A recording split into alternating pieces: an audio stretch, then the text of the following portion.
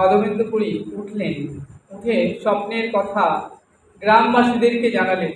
তারা দাগ, কুড়ুল, কাটারি সব নিয়ে এসে জঙ্গল পরিষ্কার করলেন। দেখলেন মৃত্তিকা দ্বারা আচ্ছাদিত হয়ে রয়েছে সেই মদন গোপাল। তাকে সেখান থেকে তুললেন, তুলে 108 গড়া জলে স্নান করালেন।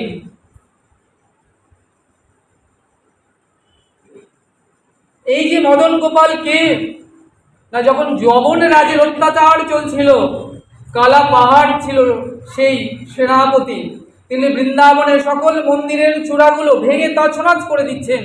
সকল মন্দির, আপনারা যদি এখনো বৃন্দাবনে যান দেখবেন গোবিন্দজির অত বড় মন্দিরের চূড়া নেই, কত মন্দিরের চূড়া নেই, সব চূড়া ভেঙে দিয়েছেন যবন রাজের অত্যাচারে। সেখান থেকে বিগ্রহ নিয়ে রাজস্থানে জয়পুরে গিয়ে রাখা হলো। আর এই মদন গোপালকে মৃত্তিকা দ্বারা মাটির মধ্যে আচ্ছাদিত করে পুঁতে রাখা হলো তাদের ভয়ে। যারা আপনারা বৃন্দাবনে যান দেখবেন বড় বড় মন্দিরের চূড়া নেই, সব ভেঙে দিয়েছেন। কত অত্যাচার করেছে মুসলমান রাজত্বকালে যবনরা, কালা পাহাড়। তো তাদের ভয়ে এই মদন গোপালকে মৃত্তিকার তলে আচ্ছাদিত করে রাখা ছিল। তো সকল গ্রামবাসী এসে জঙ্গল পরিষ্কার করে সেই মদন গোপালকে মৃত্তিকা থেকে তুললেন। মৃত্তিকা ঝেড়ে 108 ঘোড়া জলে স্নান করালেন। স্নান করিয়ে সকলে মিলে তুললেন ওই গিরিরাজের উপর, তুলে মন্দির নির্মাণ করে সেখানে প্রতিষ্ঠা করলেন। আর কি করলেন, সকল গ্রামবাসী চাল, ডাল, শাক, সবজি, মিষ্টান্ন দ্রব্য সকলে নিয়ে এলেন এবং সেখানে নব বস্ত্র পেতে তাতে পলাশ পাতা বিছিয়ে অন্নের পাহাড় তৈরি করা হলো। 10 জন লোক অন্ন প্রস্তুত করতে লেগে গেলেন। 5 জন সবজি, 5 জন আনাজ, অন্যান্য লোকেরা মিষ্টান্ন দ্রব্য প্রস্তুত করলেন। দেখতে দেখতে অন্নের পাহাড়, সবজি, মিষ্টান্ন দ্রব্য পাহাড় সম হয়ে গেল। যেমন করে নন্দ মহারাজ অন্নকূটের ভোগ দিতেন বৃন্দাবনে, তদ্রূপ উৎসব তৈরি হলো। এবং মাধবেন্দ্র পুরী অভিষেক করলেন, ভোগ লাগালেন। মাধবেন্দ্র পুরী দেখলেন বহুদিন অভুক্ত গোপাল খাইল সকলেই, সব কিছু সেবা করলেন। তারপরে সকল ভক্তদের বসিয়ে দিলেন, সেবা দিলেন। সারাদিন অনেক পরিশ্রান্ত হয়েছে, তাই রাত্রে মাধবেন্দ্র পুরী একটু দুগ্ধ সেবা করলেন। এমনভাবে দিনের পর দিন, অনন্ত দিন ধরে অন্নকূটের ভোগ চলতে লাগলো। একদিন গোপাল ডেকে বললেন মাধবেন্দ্রকে, মাধব রে, গ্রীষ্মের তাপে আমার অঙ্গ জ্বলে যায়,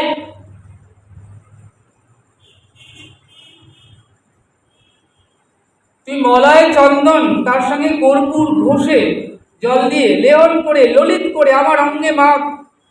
আমার অঙ্গে মাখালে কি হবে না, আমার অঙ্গ তাপ দুর্ভূত হবে, অঙ্গ শীতল হবে। মাধবেন্দ্র পুরীর বয়স আনুমানিক তখন 92 বৎসর, তিনি অতিশয় বৃদ্ধ। মাধব বললেন, ঠাকুর, আমার দ্বারা কি এই সেবা সম্ভব? আমি এখন বৃদ্ধ, তাহলে এই চন্দন কর্পূর আমি কোথা থেকে সংগ্রহ করব? বললেন, চলে যা নীলাচলে, নীলাচল থেকে চন্দন কর্পূর নিয়ে এসে আমার অঙ্গে লেহন কর। ওরে মাধব রে, তোকে ছাড়া এই সেবা অন্য কারোর দ্বারা সম্ভব নয়, একমাত্র তুই করতে পারবি এই সেবা। গোপালের আজ্ঞা পেয়ে মাধব চলিল ভাইয়া, ধেয়ে চললেন। চলতে চলতে বৃন্দাবন থেকে শান্তিপুরে এলেন। শান্তিপুরের জমিদার ছিলেন কমলক্ষ ভট্টাচার্য, অর্থাৎ যিনি অদ্বৈত আচার্য ঠাকুর। তিনি মাধবেন্দ্র পুরীকে চরণ ধৌত করে উত্তম আসনে বসিয়ে ভোজন করালেন। অতিশয় প্রীত হয়ে মাধবেন্দ্র পুরী অদ্বৈত আচার্যকে মন্ত্র দীক্ষা দিলেন, অর্থাৎ শিষ্যে পরিণত করলেন। পরিণত করে বললেন, আজ থেকে তোর নাম হলো অদ্বৈত আচার্য গোসাই। কমলাক্ষ ভট্টাচার্য, যিনি ছিলেন শান্তিপুরের জমিদার, তিনি দেখতে দেখতে হয়ে গেলেন অদ্বৈত আচার্য গোসাই। বললেন, তুই জাগা, তুই জাগা। সেই আনন্দ স্কন্দ পরমানন্দ সচ্চিদানন্দ আনন্দ রসগুণ বিগ্রহ, যিনি অনাদিরাদি গোবিন্দ সর্বকারণ কারণম, সেই সর্বকারণের কারণকে জাগা। নয়ন জলে তুলসী দিয়ে বাবলা তলায় বসে ডাক, তাকে ডাক। অদ্বৈত হুঙ্কারে ভগবান এলেন ধরাতলে। অদ্বৈত প্রভু তিনি হুঙ্কার করে প্রতিজ্ঞা করলেন, করাইব সকলকে ভগবান নয়ন গোচর, তবেই মোর নাম অদ্বৈত কৃষ্ণের কিঙ্কর। আমি যদি সকলকে, নদিয়াবাসীকে, এই জগৎ সংসারকে কৃষ্ণকে নয়ন গোচর না করাতে পারি, আমি যদি সেই গৌর সুন্দরকে নয়ন গোচর না করাতে পারি, আমি ঠাকুরজিকে না নয়ন গোচর করাতে পারি, তাহলে আমি অদ্বৈত নই, কৃষ্ণর কিঙ্কর নই। প্রতিজ্ঞা করে উঠলেন হুঙ্কার করে। দেখুন, যোগ্য গুরু হলে না যোগ্য শিষ্য তৈরি হয়। গুরুকে যোগ্য হতে হয়, সৎ গুরু হতে হয়, নালে হয় না।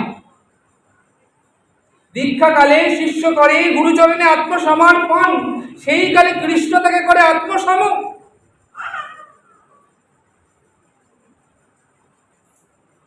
ভাগবত বললেন, কেউ যদি একজন সৎগুরুর চরণ আশ্রয় না করে থাকেন, তাহলে অবশ্যই তিনি আবার পশুজনী প্রাপ্ত হবেন। ভাগবতে একটি দৃষ্টান্ত দিলেন, যেখানে পৌত্র ঋষি মহারাজ নিমিকে বলছেন, হে রাজন, নিশ্চিতভাবে জেনে রাখুন, কেউ যদি এই জগতে এসে সৎগুরুর চরণ আশ্রয় না করে থাকেন, তাহলে অবশ্যই তিনি অচিরে পশুজনী প্রাপ্ত হবেন। তাই সৎগুরুর চরণ আশ্রয় অবশ্য কর্তব্য।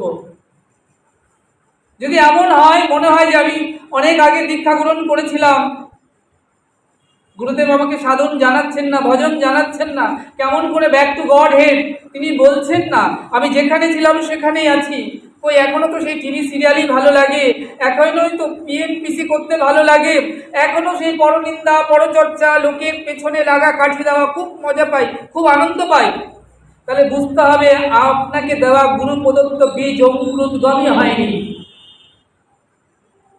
বীজ যত দামি হোক না কেন, যদি এখানে রাখা হয়, পুঁতে দেওয়া হয়, কখনো ভালো গাছ বা অঙ্কুরোদ্গম সম্ভব নয়।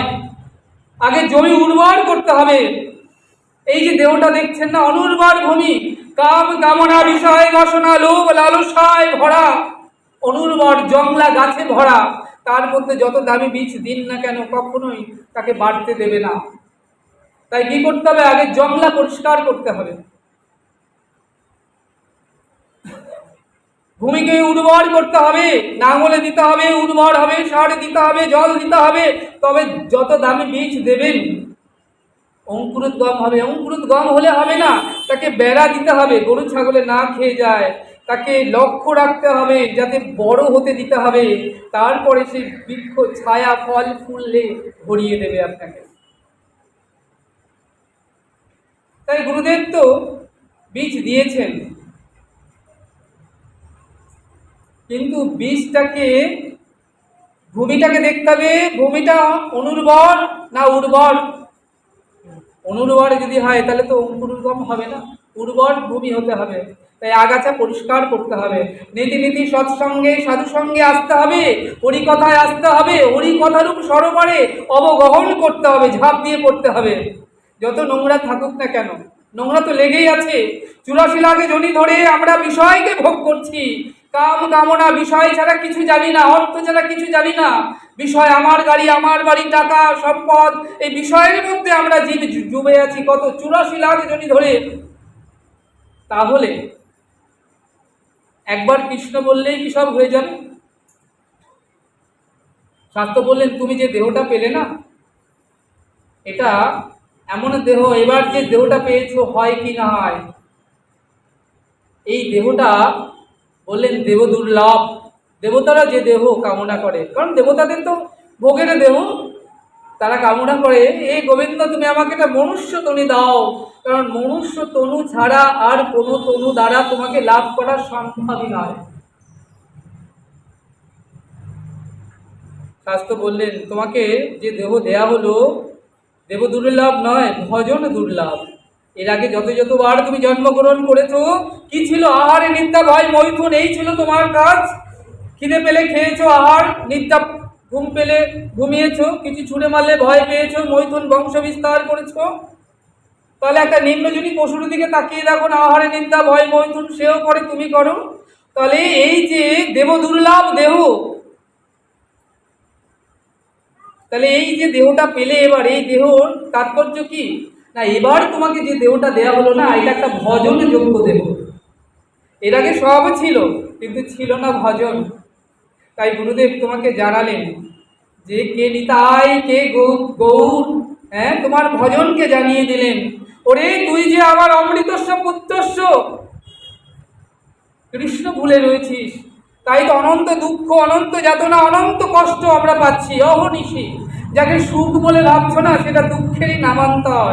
কাঁধের পাশে শ্রবণ অহনিশি নিঃশ্বাস ফেলছে, কখন তাকে তুলে নেবে? এই সংসারে কোথাও সুখ নেই, সুখের লেশ মাত্র পর্যন্ত নেই। এটা দুঃখালয়, এটা মর্তভূমি। সর্বোপরি গোলক, তারপরে কি ব্রহ্মলোক, তারপরে ইন্দ্রলোক, দেবলোক, তারপরে শিবলোক, মর্তলোক, তারপরে পাতাল লোক, তারপরে অতল তল, তলাতল, রসতল, সুতাল, পরপর 14 ভুবন। তাহলে আমরা যে লোকে থাকি, এটার নাম মর্তলোক।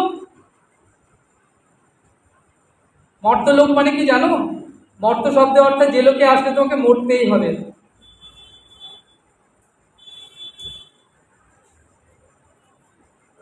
জন্মেলেই মরিতে হবে, অমর কেবা কোথা কবে, কবির ভাষায়।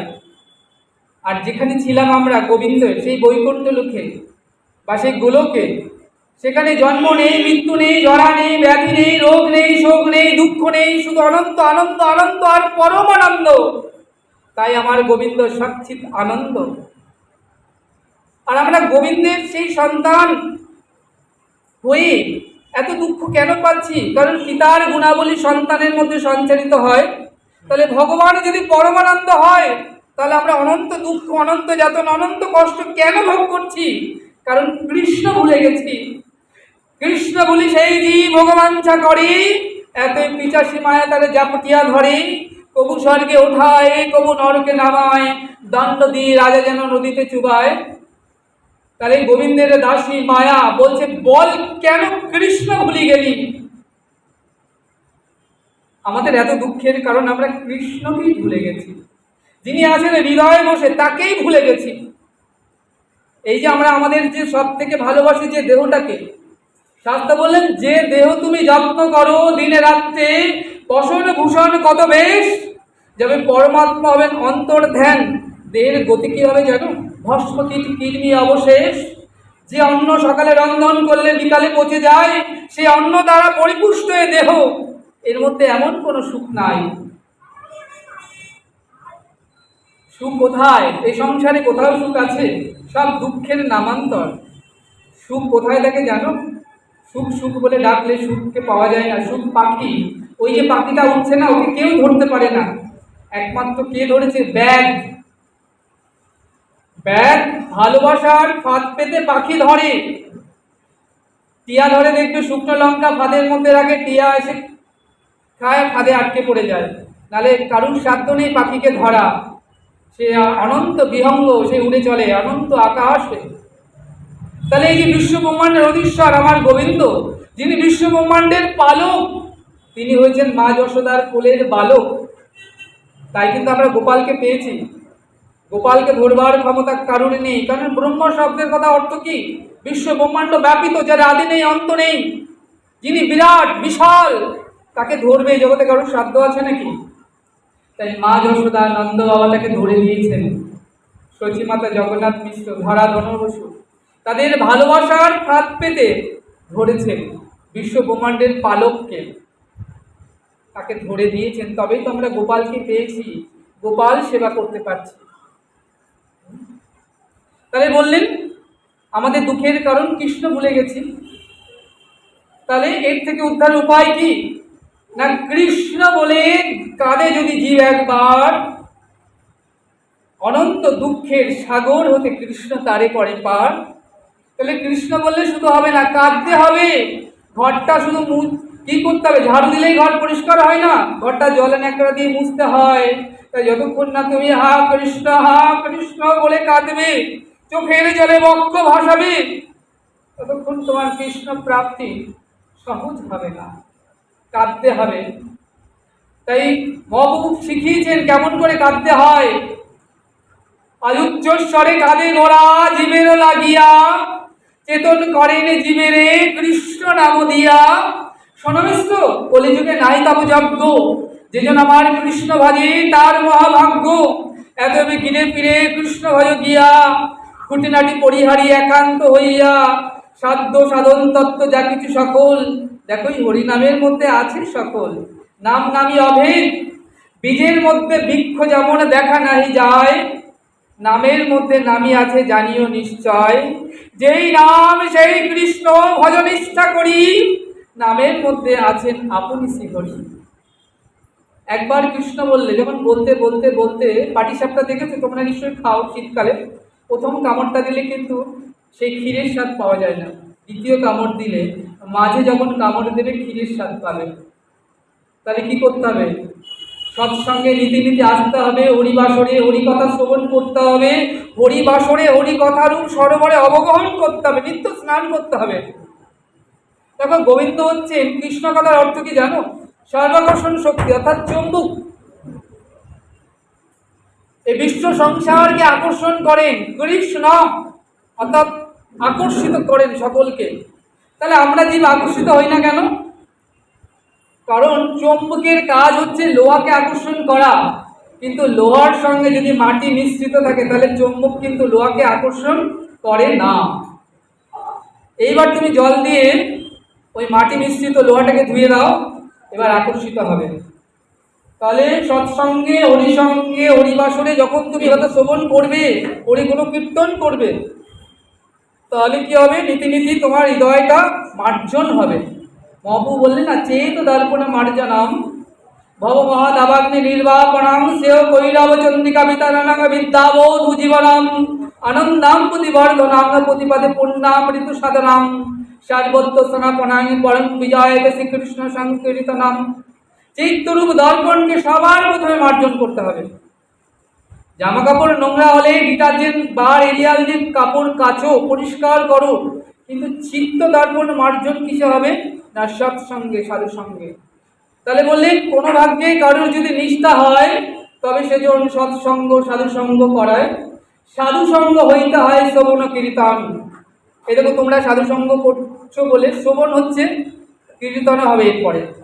তাহলে সাধু সঙ্গ হইতে হবে, শ্রবণ কীর্তন হইতে হবে অনর্থ নিবর্তন। জীবের অনর্থ নিবর্তিত হইলে জীবের নিষ্ঠা হয়, নিষ্ঠা হইতে শ্রবণার্থে রুচি উপজয়, রুচি হইতে সেই ভক্তের হয় আসক্তি প্রচুর, আসক্তি হইতে চিত্তে জন্মে কৃষ্ণ প্রীতির অঙ্কুর, সেই অঙ্কুর গাঢ় হলে ধরে প্রেম নাম, সেই নামে জীবের শ্রদ্ধানন্দ ধাম। হৃদয় গৌর হরি হরি।